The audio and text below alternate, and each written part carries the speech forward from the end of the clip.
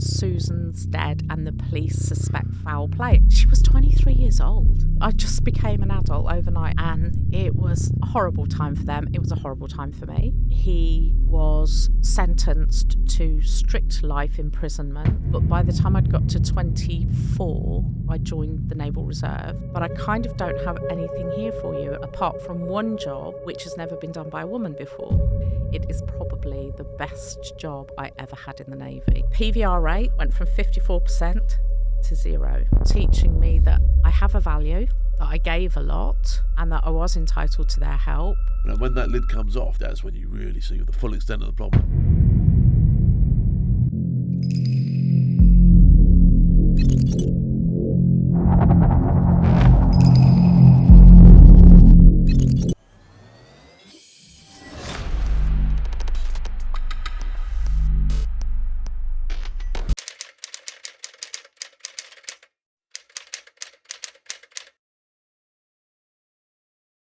Welcome to the Debrief this week. I have a young lady called Annette Laurie. Now, she's done 24 plus years in the Navy, both as a reservist and full-time, and is a current ambassador for Help the Heroes.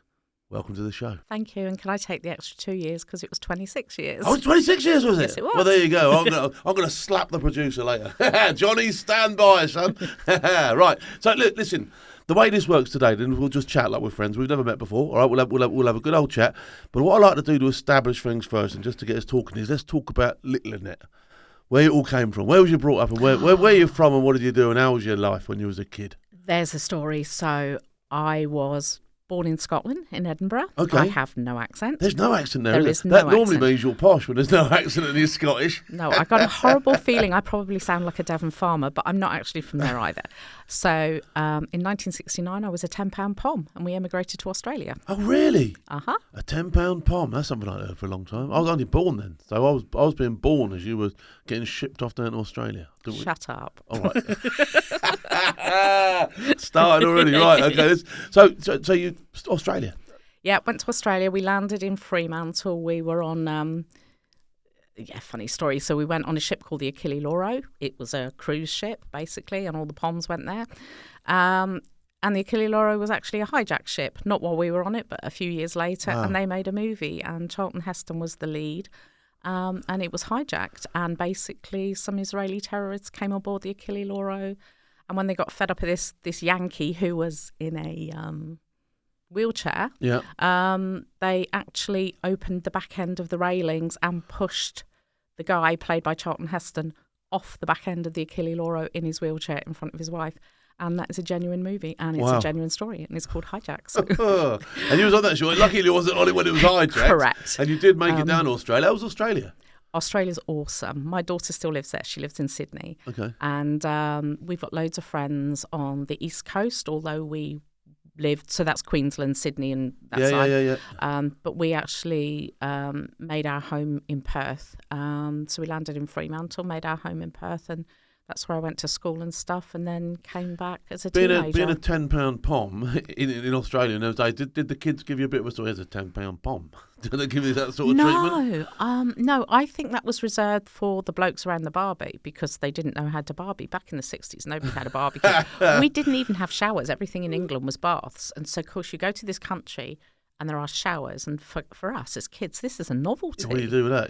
Yeah. Barbecues were a novelty, but they used to take the mick out of the guys because they didn't know how to barbecue and drink proper beer and this stuff. But no, they kind of left the kids alone. I think because the kids adapted really quickly. Kids always sort of like integrate, don't they? Do you know what I mean? You shove them together, and before you know it, they're just more interested in what bit of kit they can get out next and play with, innit? You know what I mean? So absolutely. So what was the school like there? Were you good at school? Were you clever? I don't know. It was primary school. It was a Catholic school. Strict then? Yeah, nuns.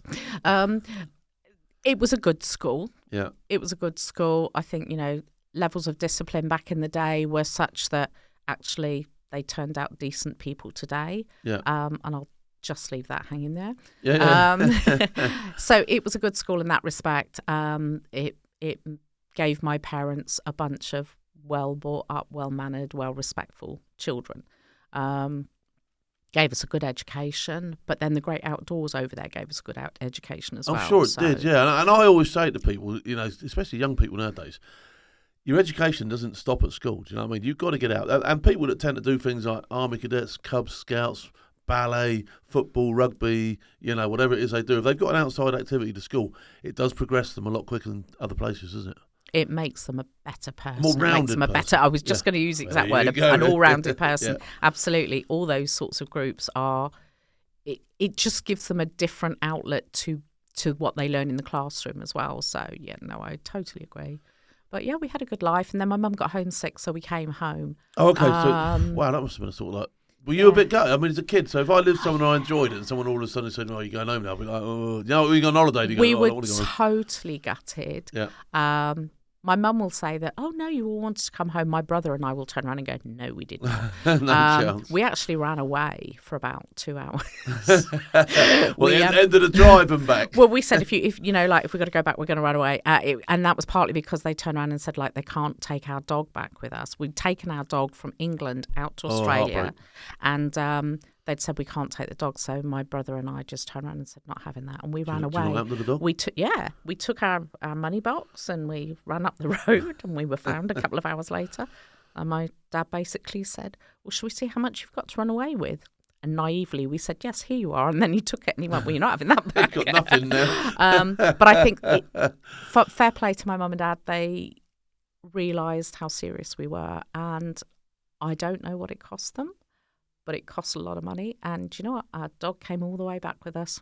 Wow. Okay, but that was horrible in that time, because those were in the days when I'm going to tell you, because I love my your dog had to be in quarantine for 6 months, I think it was. It was a horrible time. I love my dog, and I can't imagine me, whatever goes on with a dog, if it's going to cost me some dough, then dog's dog in it. I'd second mortgage my house if I still had my dog. I'd second mortgage my house for him.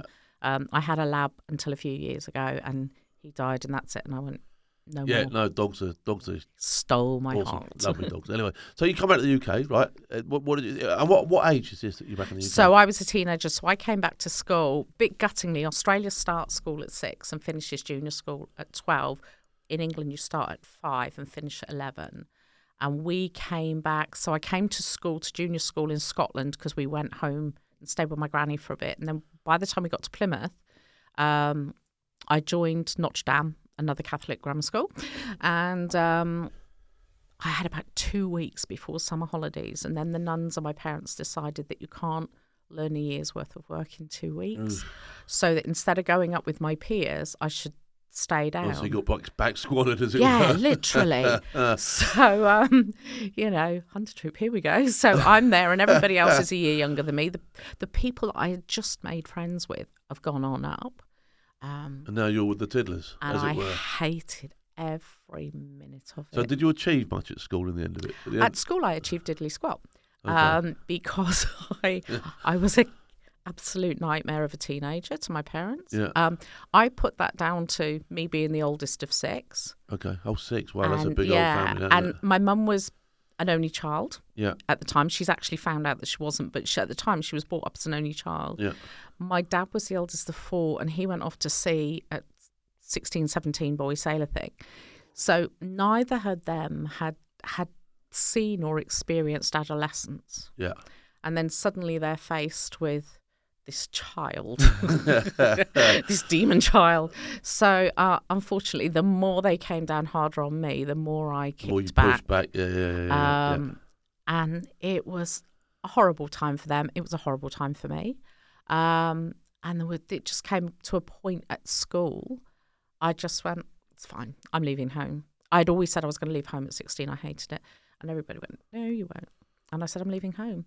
And 3 days after my 16th birthday, I had a massive row with my mother, and I went, I'm leaving home. Right, okay.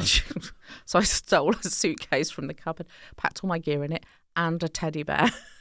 And I went and stayed with a friend. And I turned up at school the next day, and I said, I'm just coming to tell you I'm not coming back. And they said, well, you can't do that. And I went, well, actually, yes, I can, because I'm old enough.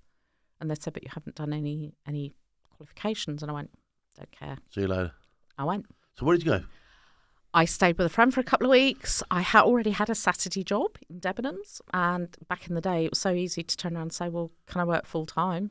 And they just converted it to a full-time job. So straight away I was employed. I had somewhere to live. Wow, so money in your pocket. Yeah. And Yeah, so I just became an adult overnight, and I managed fine, and I went on to learn when I wanted to learn. So I eventually went into an office and did some law, which actually became my passion in life.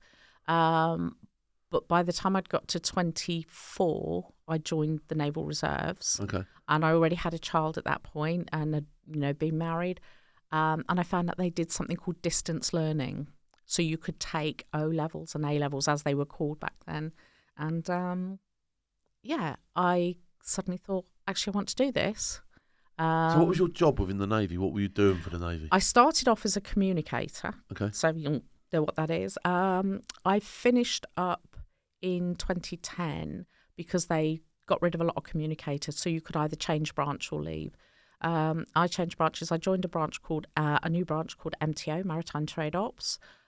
You may or may not know about this, but basically we were based predominantly either at Northwood or in Dubai doing anti-piracy operations. Okay. So Dubai sounds horrendous. I wouldn't go there on holiday. I say that tongue in cheek because I wouldn't go on holiday now, and I used to stop there quite a bit in and out of there. Busman's holiday, and when I worked there, being careful what I say now, but when I worked there, we didn't work in anywhere, so we had our own setup, some laptops. We didn't wear uniform, and we did our own thing. Okay. They now wear uniform, and they are now based inside the embassy. Okay. Which gives them a great deal more security. I'm sure it does, yeah. We'll get on to a couple of your which stories we didn't later. have. But the worst bit about Dubai was, you're going out there and it's June and it's like 40 degrees and it's boiling, and you pack accordingly because you don't have to take uniform. So you pack all this lovely summer stuff, and then you're there 2 days and you're straight down the Dubai Mall, down to Inbatouten, because you need to go and buy winter gear. You need socks and jeans and hoodies and stuff. Yeah. And everybody looks at me like I'm mad, and I'm going, it's hot there, which means the boys in the apartment have got the air conditioning on full whack. Right up, yeah. And I'm sitting there trying to work, and I'm blue. So I had to go and buy loads of clothes just to keep warm. But interesting times. But I did all my learning. So I didn't learn at school. I did all my learning when I wanted to learn. So I took my law degree. Okay, so tell me a little bit about this law degree stuff that you did. And you did that sort of like dovetailing while you were a reservist, yeah? So tell us about the law degree. Why the law? I worked for a law office from 1976, and I was a secretary, just doing secretarial stuff. And I think I was doing conveyancing, which is buying and selling houses and stuff. But at some point, one of the partners of this Plymouth firm had asked me to go. Now, you're talking no internet, no emails, not even fax machines. Yeah. So everything's on paper. And he'd asked me to go to the basement to retrieve like 2 or 3 files, which meant I had to look through them to find out I had the right ones. And everything's kind of catalogued. And I sat there in this dusty little room in Plymouth City Centre. And the guy was, at the time, Director of Public Prosecutions. Okay. And I'm reading this file, and I'm totally intrigued because it's a criminal file. Yeah. And then I get the next one, and I'm reading it, and what should have taken about 10 minutes. I was down there about 2 or 3 hours. Someone came to find me. I lost my soul. I just thought that's where I want to be. I then went off eventually, and I worked for an amazing Plymouth solicitor called Tony Daniel. Yeah. Who was incredible. And after a run-in with the police, he only did criminal defence work. So this was before Crown Prosecution Service came in. And Tony basically kind of taught me everything I knew. He was brilliant. Not only that, he taught me to spell. My main bugbear is when you see people spell license and license. And one is with a C and one is with an S. And I'm like, or practice and practice like a solicitor's practice. Yeah. So you can practice the law with an S in your law practice with the C. And you have a license to run a pub, but you are unlicensed supremacy is with an S. And Tony taught us this. He was a stickler for just so. So when I say he taught us everything, he did. But he was amazing. And I have so many dits and stories from my time working in the law. And eventually I stopped working for him in 1987 because something happened to my sister and it made me want to back away from the law for a bit. But it never really left Can I ask me. you what happened to your sister? She went on holiday to Australia because she was little when she came back. When we came back, she couldn't remember it. And she went on holiday to Australia with another nurse friend because Susan was a nurse up in the Royal Free in London. Okay. And she went on holiday and she was down in Albany and she wasn't supposed to be there because her and Jill were going to move on to somewhere else. But they stayed because there was some... Was this like a backpacking type holiday? Just yeah, sort of. They were going to spend like 6 months a year over there, sort of going, working their way around, but doing work while they were there. Okay. And so there was some big soccer match or something on, football, whatever. And so they decided to stay, and that was the only reason they were there. But basically, she was doing some work in a bar, and she had turned up on a Sunday afternoon, so... not talking dark alleys and stuff like this. Sunday afternoon about 3:00 and she's sitting on a beer barrel waiting for the doors to open. And some bloke came up and asked her the time, and as she looked, he abducted her. And he kept her for a couple of days, and she did not have a good time, obviously. And he then murdered her after he'd raped her. So he stabbed her 21 times. 21 times. That's incredible. That's just, I mean, and did you know she'd been abducted for this first 2 days? Was there a ransom note, or was there was there a point to it? There was no point to it. The guy was on parole, so he had been sentenced 4 years earlier to 9 years in prison for 3 rapes. And so he was supposed to do 9 years, and the Home Office Minister of Australia at the time, a chap called Muntz, he decided that Darren Osborne was, fit and well to be walking the streets. Wow, and he let him out. And I don't know where he was being held, but he was let out and he attacked a girl in Queensland. So was he on the run type thing? Yeah. So in Australia, there's 7 states, and if you commit a crime in one, but are picked up in another state, you can't be shipped across the border to stand trial for what you've done in another state. So he did a very similar thing to a girl called Sherry Davies in Queensland. He abducted her from an underground car park. And he left her for dead. He slit Sherry's throat and he left her for dead. She survived all the trauma and everything. She survived. Yeah. Her family are my family. Me and her family have this thing. We see them all the time. Yeah. So Sherry spent a long time in ICU. He went on the run from that.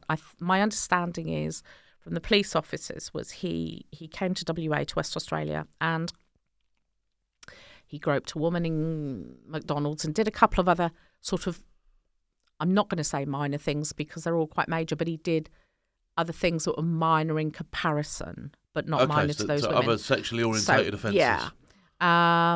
You're right, there's no such thing as a minor sexually orientated offence. No. Not at all. And then, so he came across Susan and, and that was it. And then he dumped her in an underground car park, a Coles car park in Albany. So did you get a call about this when they found the body? Did you go down and help sort on this? I know more about it than most of my family because I went out a few years later. Yeah. And I was actually driven around the whole scene, and I was filled in with lots and lots of details. Yeah. A lot of stuff which my parents didn't know. But basically, I remember it was a Monday. Oh, it was Mother's Day. It was Mother's Day, 1987, because my mum always made the point of I got this news on Mother's Day. So I got a phone call from my dad saying, can you not go to Royal Naval Reserve tonight? He said, can you come up to South Brent. And I said, yeah, what's the matter? And he went, I'll tell you. So I just went through the list. As my granny died, as the horse died, as the dog died. Yeah. And he went, no, just get here. So I got there, and she was 23 years old. She's younger than my youngest daughter now. And my dad just turned around and said, Susan's dead and the police suspect foul play. And that's all we knew at that time. That's all you've been told. So Australia said that. And that was and it. like I said, I have to go back to the fact that there was no internet. No. You know, fax machines were only just coming out. There was no email. So everything was so protracted. And I just said to my dad, no, this can't be right. And he said, well, they found her pink jacket and her passport. And I said, yes, she's lent her jacket to somebody. To me, it was not a possible thing. And anyway, turns out it was. They didn't catch him for about a month. He went on the run. Somebody was actually hiding him, as it transpired. But he went on the run. We got Susan's body home about 2-3 weeks later, and they actually caught him on the West Australia border trying to take a plane into South Australia, Okay. so then he wouldn't be picked up. Long shot is they caught him, they brought him back. He was sentenced to strict life imprisonment. That means life. Is life there? That's it. You're going to die in a box. And he did, because he escaped twice from prison with another really, really bad guy. And then they transferred him to a new high security prison called Casuarina, and they put him in there, and he tried to escape us another time and couldn't. And not long after that, he took his own life. So yeah, he's done, gone, you know, disappeared. It's no consolation, but to you, but really, that's just. He won't do it to anyone else. No, and the point was he had done every it to other intention. people. If he had got out, he would have done it to somebody else for definite, isn't it? But So. he's gone. He's nothing. And people say, like, you know, don't you hate him? It's like, nope. And they're kind of like, and it's because in order to hate somebody, you have to kind of put that level of force, emotion into it, or even think about him. He's just nothing on my radar. Yeah. He's just gone. He's done and dusted. My sister will always be 23. She will always be beautiful. She will never get taxed anymore. But unfortunately, she'll never know the power of social media and things. But do you know what? She's in a better place than the planet that we live on at the moment. So, you know, you've got to look at it that way. Desperate planet sometimes. And that story just sort of like amplifies how horrible things can be. So you obviously that had an impact on your law career at the time. Did you pick up the law stuff again? Did you? I did. I went back to it with a different solicitor, and but I couldn't get into criminal law because so much had changed, and a lot of solicitors weren't doing criminal law, just bureaucracy changes. So I still did litigation. I did matrimonial law and stuff. But at some point, I just went, you must have not. Having done criminal law, you know, if that's where your heart laid, obviously from, you know, reading them first things that you read, like, wow, I love this, and you obviously really enjoyed it. To then be sort of like going, Mrs. Miggins is getting rid of Mr. Miggins. You know what I mean? That sort of thing just becomes mundane, boring, and I don't blame you for.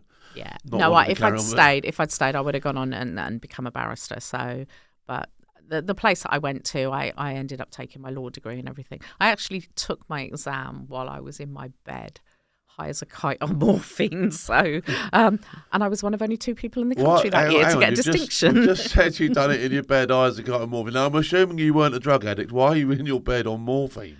So my exam was I'd been studying for 2 years. I had a motorbike accident in March 2003 at 5 miles an hour, and some old bloke what kind of bike did you have? Kawasaki ZZR 600. Nice bike. Yeah, nice bike. Yeah, lovely really bike. Cool bike. Yeah. It was my bike, but I was peeing on it? it. Red. Nice. It was beautiful. She purred. Beautiful bike. Husband was on the front and driving, and I was on the back. And basically, little old guy came out in his mobility car and 5 miles an hour, and that was it. Hubby went underneath. He broke a toe. sorry, don't mean to diss that, but just I took an early flying lesson. Hubby's claiming the accident there, and you ain't having that. So what did you done your back? I took an early flying lesson across to the other side of the road and landed, luckily, just in front of a really nice lorry driver who decided, that's not right, and decided to stop his lorry. Okay. And he literally stopped about 4 inches from me. Oof. And all I remember is like looking up and just seeing this man looking down, and his face was white. But yeah, so I had my back fixed in 2005. It had broken in 2 places and it kept trapping the spinal cord. So I could walk and stuff, but sometimes I couldn't move. So just give up, it was just bump on you. I just literally, you'd kind of go, oh, my legs won't work. Walking walks, walking stops. But they fixed it. A brilliant surgeon up in Exeter fixed the back, and 9 days later I came out the hospital, and you have to come home in an ambulance because you have to be flat. And I was offered by the Law Society to delay my exams, which I think were at the end of October or November or whatever. Okay. And I went, no. I might not ever do them. If I don't do them now, I have to do it. And the Law Society sent an invigilator down, so it's 2 days worth of exams. And she just literally sat in my bedroom while the first exam and the second exam and the third exam were on. So she sat there for 2 days, and when I needed to get out and just kind of gently bend and do stuff like this, and like I said, high as a kite on morphine, heartily recommended exam times. And it was brilliant. Did it, and that was it. And I think I was in New Zealand when my friend phoned and said, there's some mail here from the Law Society. And I went, open it. I said, it's my marks. And she opened it and she said, oh, you've got so-and-so. And I went, that's a distinction. Wow. Okay. So you and I'm did like, really well. Wow. And then I had to wait until May the following year, 2006, for the Law Society Gazette to come out. And there it was, 2 names for the whole year, 2 names. And I'm like, oh, my God. So I was really chuffed with myself. Yeah, no, well done. So did you then go back into the business and do some stuff, or did you sort of like walk away from it and go, right, I was still doing litigation, but I only did it for a little bit longer because that would have been because then I went into city centre management. I went into this thing called business improvement districts. Okay. And it's where private limited companies working with councils will go and run an area. Maidenhead will have one. Okay. Slough will have one. And they will run an area on behalf of the businesses, and the businesses will pay a little bit equivalent of their business rates. Okay. And they'll pay into a pot to run that company, and that company will have to do certain things. I mean, certainly in Plymouth it was better marketing, better promotion, better events, better cleanliness, better security. Okay, so it's a bit of a community all based around improving business. If you can promote your area internationally and all this kind of stuff, then technically the more people you bring into that area, because it's safe, because it's clean, etc., and then those people will spend in the shops. The whole thing flourishes and the business grows. Yeah, I'll get this sort of. So in conjunction with that, the Navy stuff, what was happening with the Navy stuff now? Were you sort of like... So I carried on being a reservist until 96, and around a few years before that, the Navy, and I think maybe the Army and the RAF as well, they'd all had this massive cost-cutting exercise. That's right, there was redundancies and all redundancies sorts of stuff, all over the place. And they chopped middle management. Yeah. And what happened was they didn't think it through, because they had all these people coming through, all the newbies, the trainees, the recruits, whatever they're called, and they had nobody to train them. So what they did was they went out to... basically what they did was they culled their middle management, didn't they? So they went, exactly what you said. They had nobody to train. They went out to the reservists and said, have you got anybody of this rank or rate of this particular branch that can come and backfill the gaps that we've just made in the Navy?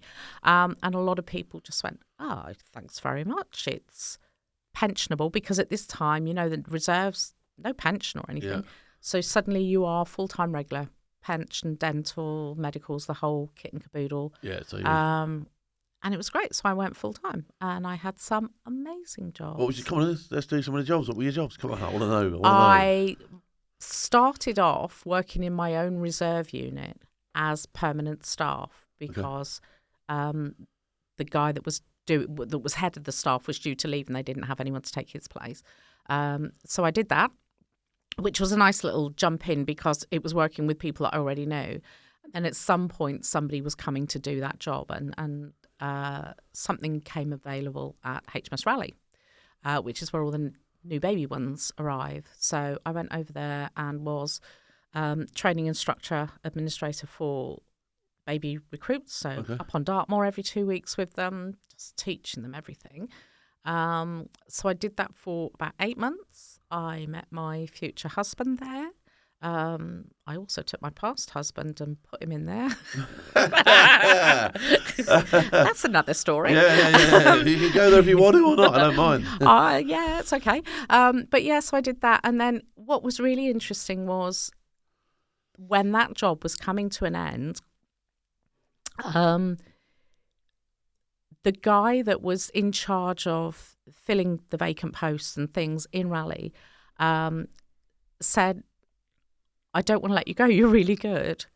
But I kind of don't have anything here for you at Raleigh apart from one job, which has never been done by a woman before. So I'm kind of like, oh, okay, what is it? And so you will know this. It's so the ones that get sick or injured or whatever in training come out of their respective squads, divisions, whatever people want to call them, and they're held in a class, and they will do various types of rehab depending on their injury or sickness, and they will be prepared to be slotted back in at the point at which they came out, albeit with a different divisional squad. And he said it's a tough role because the PVR rate, pre-voluntary release rate, PVR rate, is 54%. And like I said, he said, we've never had a woman do it because like maybe it's mothering and we know you're a mother. So just, and I really had to think long and hard about it because I really wanted to stay because obviously I'd met this guy and he was going to be my husband and I didn't want to go. But I didn't know if I wanted this job. It was just, anyway, in the end, I said, I'll take it. It is probably the best job I ever had in the Navy. Really? Okay. So you enjoyed that? PVR rate went from 54% to 0. Wow. Yeah. Obviously I'm really, really proud about that. What did you do that was different then? Just the way you dealt with people? I communicated. Okay. I did not have a desire to stand 2 centimetres from their nose and scream in their face and shout obscenities at them. Yeah.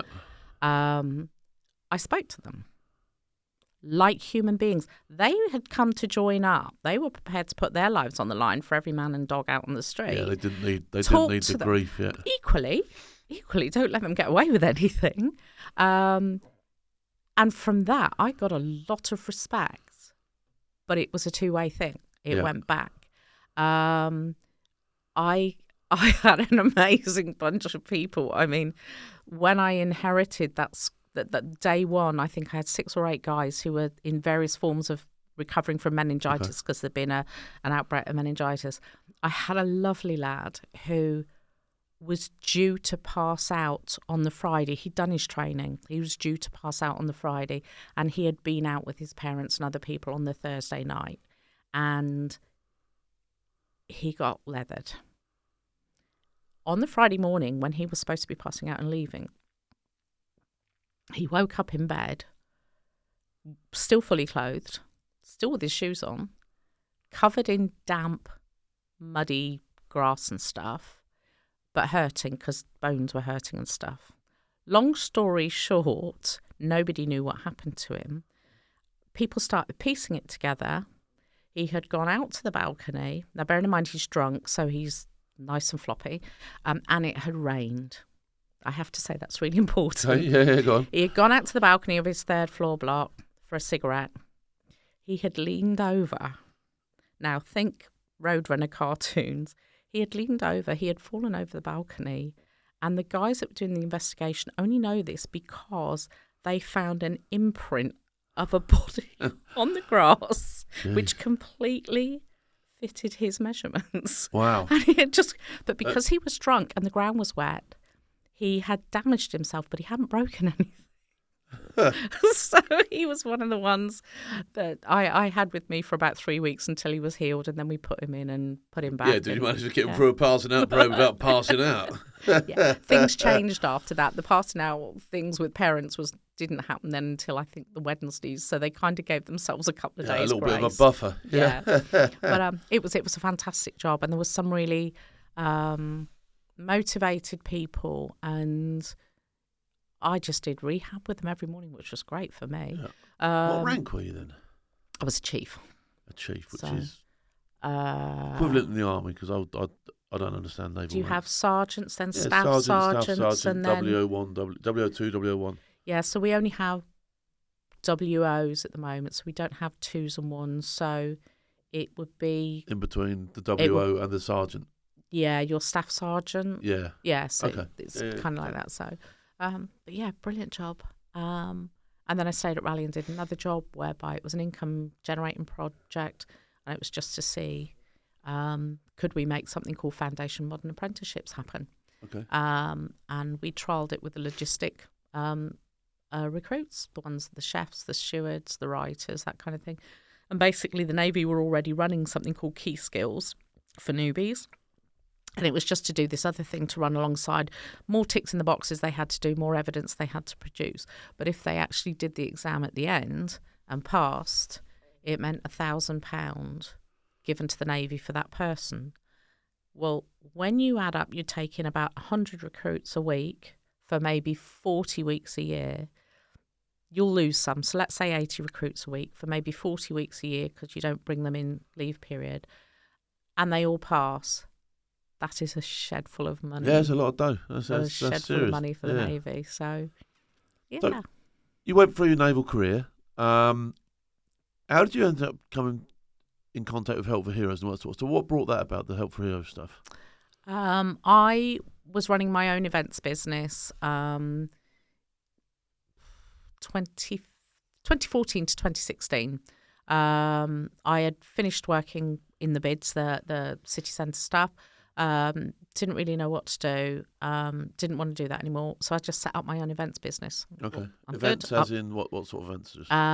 Any sort of events. Events with sports teams, family fun days out, sort of in the area, running events for a couple of bids up at Weymouth and stuff like that. So basically anything that needed organising and a good event putting on, that was what I could do. Cool. So, and I was doing one of those, bumped into a guy who was the auditor at HMS Raleigh, and we were just having a chat, and he walks with a stick and stuff, and he knew by that point I was suffering quite badly limbs-wise, and he said, "Oh, you need to get down to Help for Heroes," and I said, "I can't, Debs, because..." Is this still due to this motorbike accident? Or yeah, and the fact that I'd had quite severe osteoarthritis set on. I mean, just like that's the shape of my fingers. Okay. And my hands don't work. So, and I've actually had the middle part of that bit amputated. So, and they just put the back on with a screw. So the middle bit that's not even a knuckle. That's a screw head. Just cosmetic. Yeah. Just sticking a fingernail back on.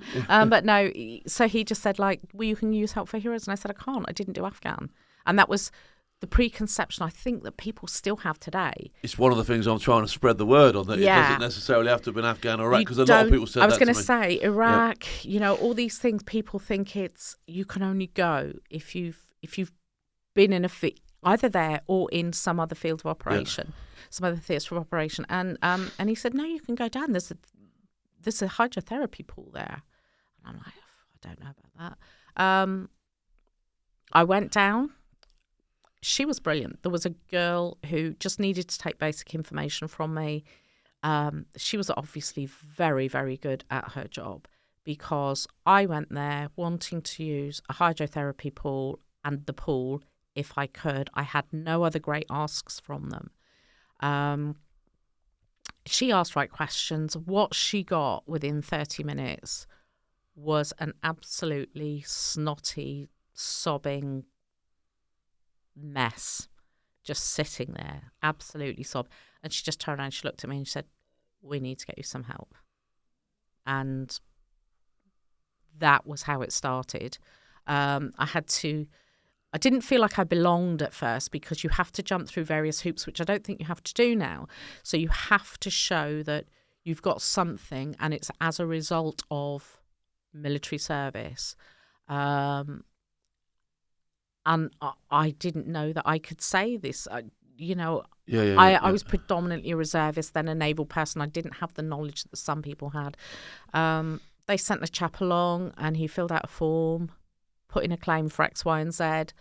And the easiest bit that the MOD could tick off and turn around and say, yeah, this is down to us, they did, which was the deafness for all the diving and the swimming training and stuff I'd done with recruits. So I wear hearing aids and stuff, so I can't hear if I take them out. So whilst this was the more serious stuff, what was going on with the bones was the more serious stuff, the fact that they had said, yes, we'll take the ears, it meant I got the box ticks. It meant I could belong to Help for Heroes. Okay. It meant then they could shovel anything they could at me for help. And they were amazing. I mean, I have to confess, I'd go the first week or two and I'd look around and there would be people with a bit missing here and legs missing there and whatever. And I didn't know where to put myself. And I felt very fraudulent because in my head, these people had all been and done something amazing and given a lot of themselves physically and bits-wise. I know. I've talked to a few people like this. It doesn't mean to say that what is happening to you is right. Do you know what I mean? No. So, the fraudulent thing, I don't think you can. I get where you feel that from, but it's not. It's where it comes from initially. After 3-4 weeks, I was just like, I didn't notice the bits missing. These were just now people. This was almost like being back in service. This was just your buddies and stuff. Yeah. And I was talking to somebody one day and we were talking about prosthetics and stuff. And I said, just like, I feel so bad for you because you're like that. And this was the person that put it in perspective. And they turned around and said, why? I'm better off than you. And I said, but you're not. You've got 2 prosthetic limbs. And they said, yeah, but look. They work and they don't hurt. And I can do anything that you can do and I can do it better. And I went, okay. And they said, are you in pain now? And I went, yes. And they said, does it work properly? And I went, no. And they said, do you have to have somebody do things for you? And I went, yeah. And they said, so who's better off? And that put it in perspective. Yeah. So I didn't feel quite so bad then. And just through my association with H4H, they've done a lot in teaching me that I have a value, that I gave a lot, and that I was entitled to their help. And because of that, and like you wanting to spread the word to people and say, this is not just for, blah, blah, blah, this is for other people. I got very passionate about it and I would do anything I could to help them and stuff. And, at some point somebody said, would you like to be an ambassador? But we'd need you to do X, Y, and Z and interview and stuff. And I said, absolutely. And I think that happened a few months before COVID. And then COVID came. So as ambassadors going out, I think I got an opportunity to go out and speak to a junior school once and a couple of other small things, but everything sort of ground to a halt in the whole charity industry. Yeah, COVID stopped everything. Stopped a lot of stuff. But I will bang the drum for people to accept help if it's there or to signpost them to help in other directions. Yeah, definitely. It's gone are the days when you would go to one charity and say, I need a wheelchair or I need this piece of kit or that piece of kit, because COVID hit all charities really badly. But in terms of veterans charities, they were hit equally badly. And if you want a £20,000 or £30,000 wheelchair, I don't know if that's what they cost, but if you want, that's a big hit for any charity to take. Yeah. And what I like very much now is you may approach one and hypothetically we'll say Help for Heroes, and they will talk to that person and they will see what service they belong to. So if they were in the Marines, Army, whatever, and then they will say, well, okay, let's look at this and let's work with other charities. So they might go to RNRMA because of the Marines connection. They might also go to BLESMA, the Limbless Ex-Servicemen's Association. Yeah. So suddenly now you've got, and they might go to the RBL. So suddenly now you've got 4 charities involved with one person.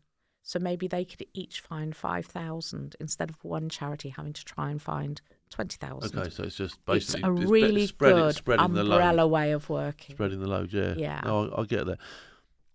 You've been quite outspoken about PTSD and stuff like that. I've seen a couple of interviews. You did an interview on television about people promoting PTSD and the way they promote it. Can you talk to us a little bit about that, about your feelings on PTSD? Yeah, we had a thing. We were all talking about PTSD and how the media portray it. I think this was like last year with a friend of yours, I understand. Who's that? Ross Kemp. Oh, yeah. Yeah, I've heard the stories. Yeah. So it was, we did it in Marlow, and it was about, I was the only girl and there were some guys, and it was what people, the general public, if you like, who have no military connection, think people with PTSD look like or act like. And I think if you talk to most of them, they'll say, oh, they jump if there's a loud bang, or they drink a lot, or they're quite scrappy and moody, or they or they want to always commit suicide, or they drink drugs and all this kind of stuff. And our message was really kind of, no, you can have it. You can have bad stuff happen to you, but it doesn't mean that you're going to be an alcoholic junkie who goes around bashing his wife or their husband or this, that, and that. We can be quite functional, normal Yeah, I think that's people. because that's what the media want it to be. It's sensationalist. It's not going to sell yeah. movies or anything if they're not. One of my big ones, Michelle Keegan played, I think it was an Our Girl, and she played the part of a girl who'd lost her fiancé and quite rightly was upset. But 2 weeks later, she was like, everything's fine and hunky-dory. So, yeah, have a great big PTSD moment, but 2 weeks later, it doesn't go away in 2 weeks. And the way, I think it's worse the way they portray blokes. But it was really, the whole message I think we were trying to say was, we can have it. And yes, sometimes it comes back to bite you in the bum and sort of smack you a bit between the eyes. Still doesn't turn me into a junkie or an alcoholic it's manageable. I might go away, and I don't cry very often, but I might have a session where I just want to go away, sit in a corner and sob my heart out. Or I might have a whole series of bad dreams. And those are the ones that really have hit me worse than anything else. But it doesn't mean I take it out onto the street and have to demonstrate it to everybody. People just, the couple of the guys that I was talking to, they told they'd been turned down for life insurance. One had been out on a date with a woman, and coming up to the second date, he had said to her he had PTSD. And she came back a couple of days later and went, no, I don't want to. She'd had a really lovely time, date one. Yeah. Same bloke. I think there's a certain amount of ignorance around that. And there's still a stigma around mental health in general, isn't there? Which, I'm trying extremely hard to break those barriers down.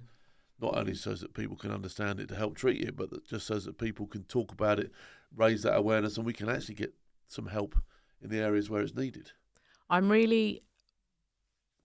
know that passionate's the right word. I totally 100% agree with you on that one. My daughter was ill as a teenager, and I always thought that it might be hormone related, but I'm not the expert. Yeah.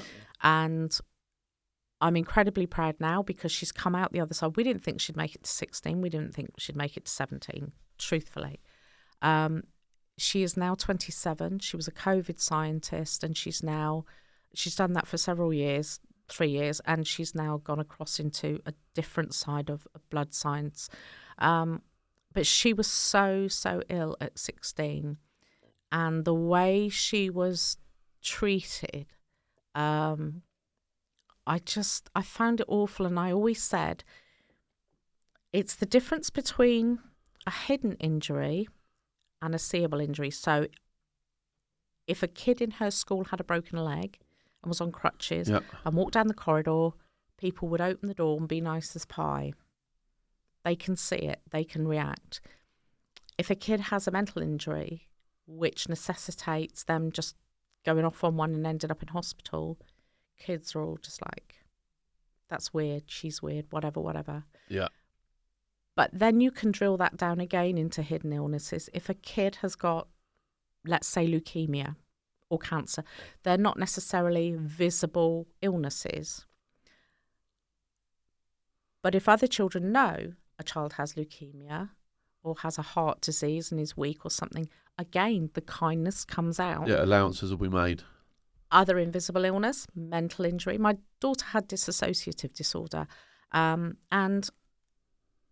and yet the way you're treated with a mental health condition is just, I just think, why? Yeah. Why? And I think that also, for me, when I see young people and mental health especially, it makes them too scared to say anything about it because they know how they're going to get labelled and treated, and they think that their status or whatever it is within society is going to be affected by it, and so that's why they don't want to talk. I've spoken to countless soldiers who've gone, yeah, but I'll get demoted. I won't be able to do this anymore. It's going to affect me for the rest of my life. Whereas with a broken leg, you go, right, your leg's broken. When it's better, you go back, you have a bit of rehabilitation, and you're back out running again, aren't you? That's fine. With a broken mind, don't even touch that again. And it compounds the problem, don't you think? Because yeah. if they think, I know there's something wrong with me, but I'm not going to report it because it'll go on my record or I'll get pulled up or whatever, so therefore they don't say anything. Yeah. So then you have the old adage of they are suffering in silence. Of course, yeah. And they are not seeking help. That is the worst thing, because that's putting a lid on it. And when you keep it inside, and when that lid comes off, that's when you really see the full extent of the problem. And that's the hurt. That's dangerous. Yeah. That's where, a lot of things go completely wrong for people because they've kept it in for so long, and it will manifest itself in a different way. Oh, completely. Which is scary old stuff. Listen, your plans for the future. Let's quickly talk about you in the future. What do you say? What's going to happen with Annette in the coming years? Annette is going off in March on a cruise, and she's going to stay in Barbados for a while. Who are you cruising with? Do you know what cruise company you're going? P&O. On what ship? Avia. When? 1st of March. Oh, I'm there before you. I'm an Avia. I do talks on cruise liners, and I'm on Avia over Christmas, so I've missed you. No, you need to come back in March. Well, I'll tell them. By request. I'll see if I can get a pay rise and all. Yeah. No, you need to come back. No, we're going to go and do that for a couple of weeks. Brilliant. You'll love it down there. Have you been there before? Staying in Barbados, and then we're going road tripping across America for 6 months. Yeah, nice one. I've got a week in Barbados over Christmas this year. I can't wait. I've been before, and my husband's been before, but we've never been together. So for 20 odd years, we've always said at some point we'll go to Barbados together. There you go. And then you're going to go across the States? Yeah, we're going to come home for 2 weeks just for Easter, and then we are going back out to the States on the 9th of April, and we don't come home to the middle of September. We're going road tripping. Yeah, listen, I'm going to let the Avia know that you're coming, all right? I'm going to tell him you're coming. I'm going to tee you up. Right. Look, it's been fantastic having you on. I've really enjoyed it. Hopefully you'll come back and debrief us once you've been on the Avia, and we'll see you again in here sometime. But for now, awesome. Thanks so much for coming. Thank you. It's been lovely. Reach Cheers. across. There you go. I don't want to. All right.